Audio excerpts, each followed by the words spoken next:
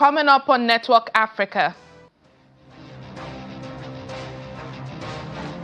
At least 40 people killed in a drone strike that targeted a funeral taking place outside the army-held city of Aboid in North Kordofan. The Second World Summit for Social Development is underway, focusing on social developmental issues, happening in Doha, Qatar. Plus,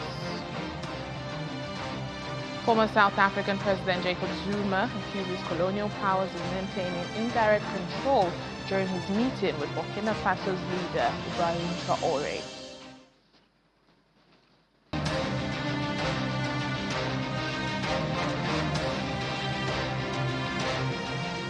Hello and welcome to the program today. Thank you so much for joining us. I'm Layo Olarinde. Let's begin in Sudan.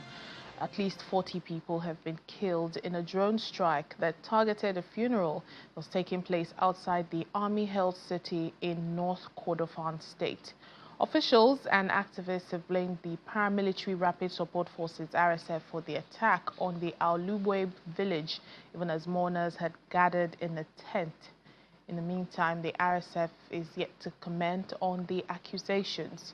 Fighting has intensified in the oil-rich Kordofan area, and around 20,000 people fled to the El Obeid city last week after the RSF captured Bara town, that's 30 kilometers north of the city. Meanwhile, the United Nations and its partners are reaffirming their commitment and support to Sudan, the war-torn country, despite the extremely dangerous operating environment, stressing that the organization will continue to deliver life-saving assistance wherever access permits.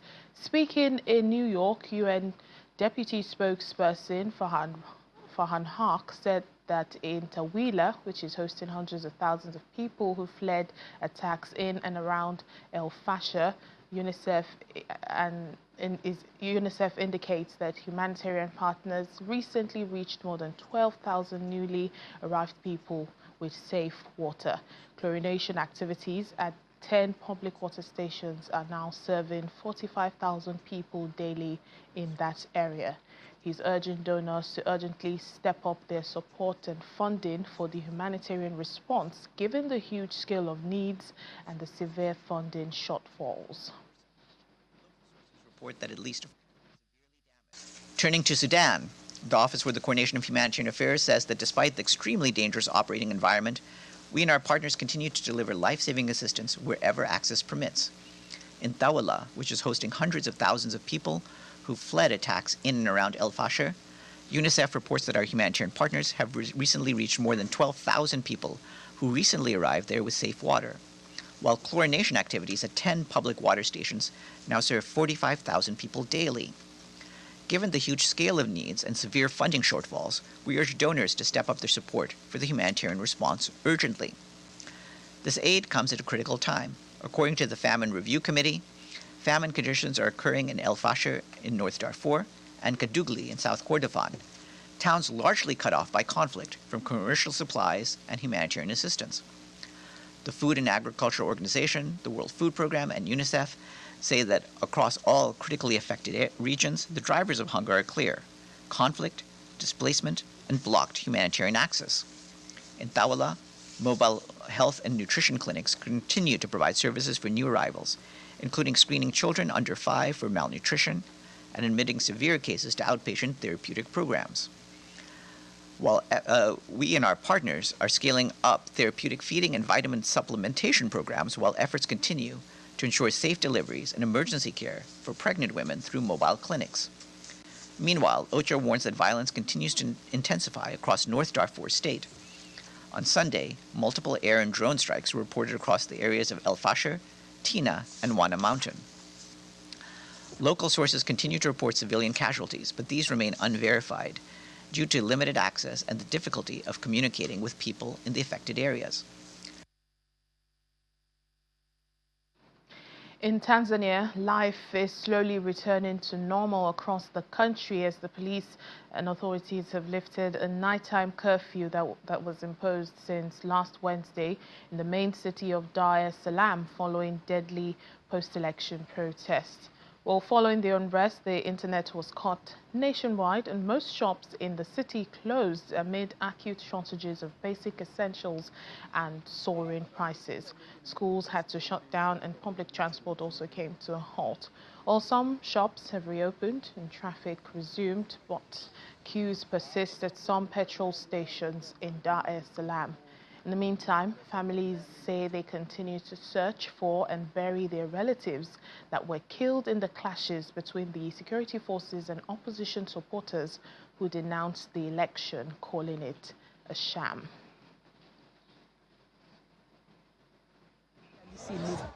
The European Union has reiterated its support for the Nigerian federal government in the fight against insecurity and insurgency. This was the core of the body's ambassador to Nigeria, Hote Mignon, in an interview with our foreign affairs correspondent, Amarachi Ubani. Given the EU's position on the state of security in Nigeria, Mr. Mignon said the situation in the country is influenced by several factors affecting all groups of people and religion. If you look at who are the victims of violence in Nigeria, well, all communities are, all religious communities, Christians, Muslims, others. And sometimes you can have some attacks, some discriminations based on religions, but in many other cases, they are based on other reasons. And so I think it's important to distinguish the different cases, not to generalize. But of course, attacks on the basis of religion also exist and are despicable. So our position is that all communities, all beliefs deserve respect and protection. And so this is what we are trying to support Nigeria to do. And when you look at the overwhelming majority of Nigerians, what they long for is peaceful coexistence between ethnic groups, between religious groups, religious communities. And the federal government is itself a multi-confessional, multi-ethnic body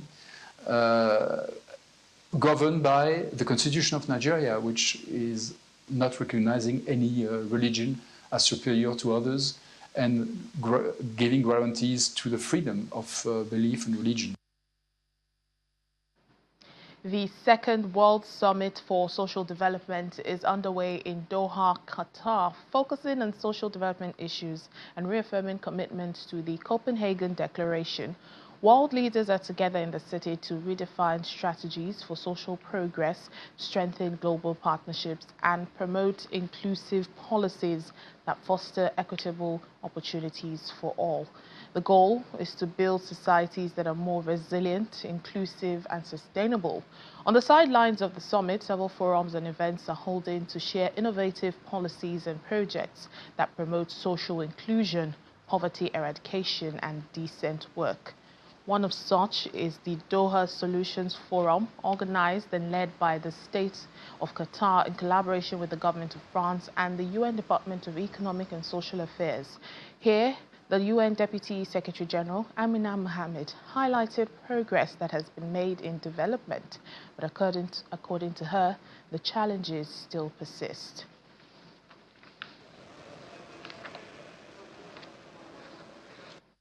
Much has been achieved on the road to eradicating poverty, securing full and decent employment for all, and promoting social integration. Yet poverty in all its forms remains the greatest challenge for us all. Almost half the world population remains without any form of social protection. Inequality within and between countries is deepening. I am grateful to the Doha Solutions Forum for shining a spotlight on these vital voices. The experiences you will hear today reflect the expertise, innovation, and commitment that we need.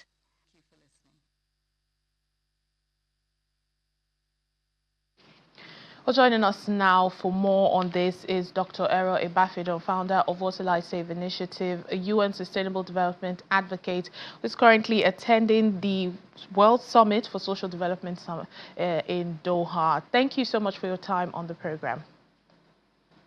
Thank you, Layo, for having me.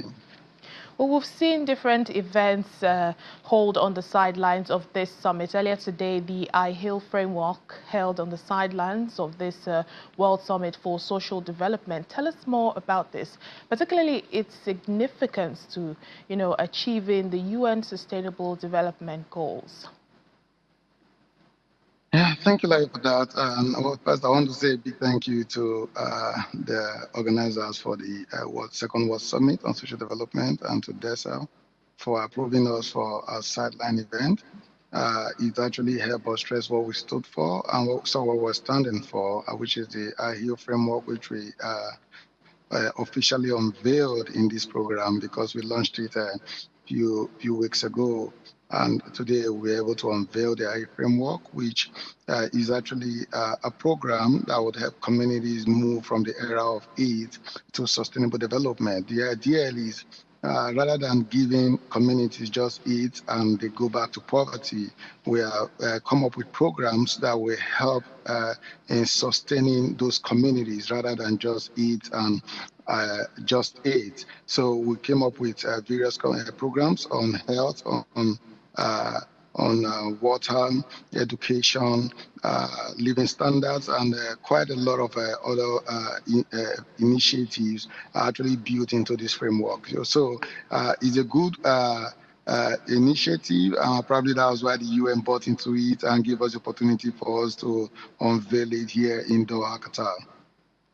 Now, we have several world leaders attending, and also that includes African leaders gathered at this summit. How can they leverage discussions that will be held in various quarters for the development of the African continent? Yes, thank you very much again. And world leaders are actually speaking up. Yesterday, we have leaders from Iraq, from Kenya, who represented African leaders, and a lot of them echoed the same voice of sustainable development and social impact in communities. This is because the world is beginning to realize that Africa is the future. And one of the main purposes of us launching this framework is we want the world to know that Africa is not just a place for aid, for humanitarian aid. Africa, we are very big in sustainable development, and we are strong innovators. Basically, the developed countries today won't be what they are without Africans. And I would say that Africans have actually contributed so much on sustainable development. That is why even at the UNGA, you see Africans standing up tall, requesting for a permanent seat at the General Assembly. This is because they have all come to realize the fact that Africa, we have over 1.5 billion people in Africa. So we won't just be at the back end. We want to be, Africa wants to be in decision making on a global stage. And yes, African leaders are championing causes and actually coming up with basic innovations that will help promote Africa and make Africa the next stage of where is make Africa the future that everybody wants to come to. And today, a lot of people are looking up coming to Nigeria, and people can't stop clamoring. Today we were with the Queen Mother at the UN in Qatar, and she said she wanted Nigerian citizenship. And this woman is over 80 years, and she just wants to come back home to Nigeria. She's an American from the African descent, but she feels like if Nigerians can take her home. So this is what the people are beginning to see. The people what is seeing that African is the next big deal. So yeah, the earlier you get it, the better for everyone. And this meeting here today, world leaders are clamoring for sustainable development and social impact. Considering the fact that the last summit on social development was in I think 30 years ago, 1995, thereabout. This is like 30 years after the first one. And I would say Qatar has been a fantastic host, and leaders are ready, are willing to champion this cause and take it to the next level. All right, then, even as the summit, continues, it ends tomorrow, 6th of November. Still on the issue of sustainable development, you are an advocate, and you're one of numerous UN SDG groups represented there. What are advocates like you, looking forward to in this summit? Thank you very much, Lyra, for that question again. Why we are here is actually because we believe in partnership and collaborations, and we believe that getting more people to believe in what African stands for and what African represents will go a long way. And more so, we have people here that also are looking for opportunities to come to Africa and also put their footprint in Africa in a good way. And this is why we're all here. We're all trying to see how each organization can collaborate, government to government, party, organization to organization, collaborate to make the world a better place. So as somebody that believes so much in sustainable development goals, I would say this is the place to be today. And now, for these past 3 days, we do not regret coming here because we've been able to make meaningful contributions in some debates and dialogues. And we're also been able to also connect with some real organizations that are willing to actually exploit Africa and make Africa a home for them as well, whereby they want to also champion some basic innovations in Africa. Some are looking for water projects to do in Africa because water is the next crude oil in the world. So people are looking for opportunities to actually leverage in some of these sustainable projects in Africa as well and be part of the development. Then thank you so much, UN Sustainable Development Advocate and founder Water Light Save Initiative, Dr. Errol Ibafidon. Thank you for speaking to us on Network Africa. Thank you, Lai, for having me today.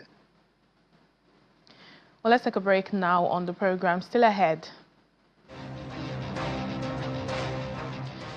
From farm to forum, Africa's largest produce market boosts operations as Johannesburg is expected to spotlight food security at this month's G20 summit.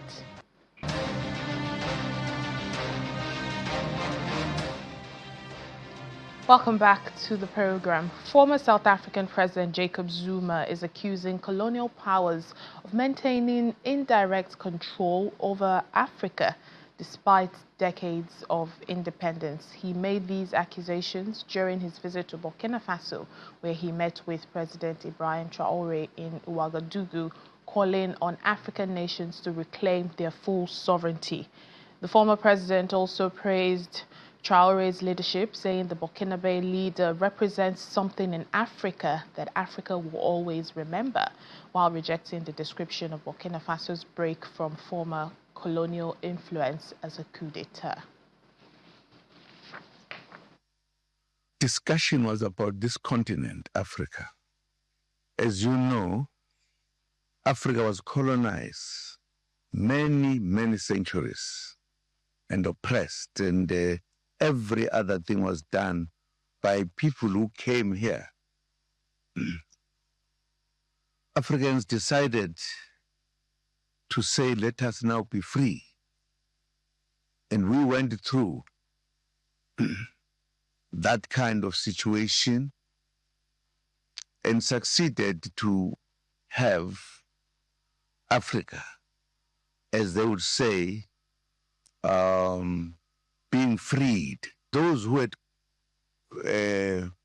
colonized us, it was just a bit that they say, we can do this.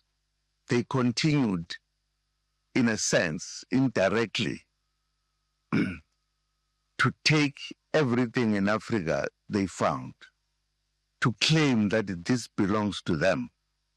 And they still do it today. Even that freedom that we are talking about got watered down by the manner in which the relations between Africa and the colonizers were. Because colonizers still believe it was their own. Well, preparations are underway in South Africa ahead of this year's G20 summit, with everything on track to welcome global delegates. South Africa's Gauteng Premier Payanza Lesufu claims the province is ready to leverage the event as a key investment platform, particularly to boost tourism. Mr. Lesufi was providing an update on efforts to enhance service delivery across Gauteng, focusing on infrastructure, water, roads, energy, and disaster management. Or the G20 summit is set to take place at the Nasrec Expo Center from November 22nd to the 23rd, 2025. We are also taking advantage of this event to boost tourism in our province. We are of the strong view that majority of visitors will start to stream in as early as next week.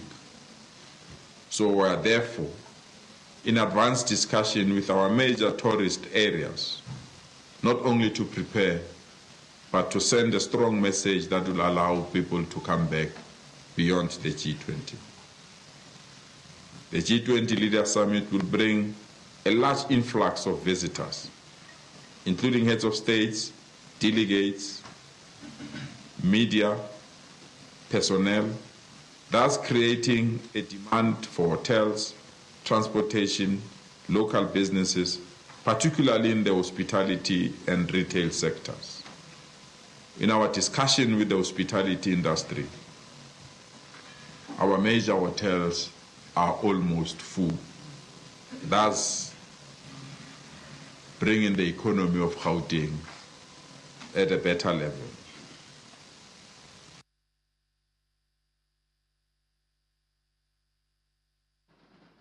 As part of preparations, Africa's largest fresh produce market is ramping up operations ahead of the upcoming G20 summit in Johannesburg, even as South Africa prepares to place food security at the center of its presidency agenda.